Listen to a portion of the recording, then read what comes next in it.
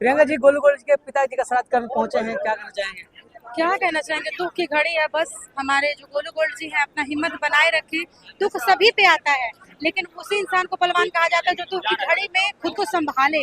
और माता रानी का आशीर्वाद उन पे ऐसे ही बना रहे, और वो आगे जो भी गाना लाए इससे भी हिट लाए और एनर्जेटिक लाए। क्या लग रहा है, पूरा भोजपुरी समाज, पूरा भोजपुरी लोग गोलू गोल्ड के साथ है इस दुनिया में? वो है ही ऐसे लोगों के दिल में राज करने वाले।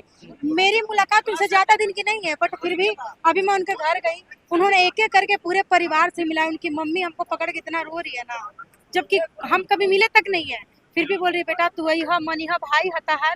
बड़ी अच्छा लगा। बस यही माता रानी से कृपा है, आशीर्वाद है कि माता रानी अपना आशीर्वाद हम सभी बनाए रखें। क्या कहना चाहेंगे?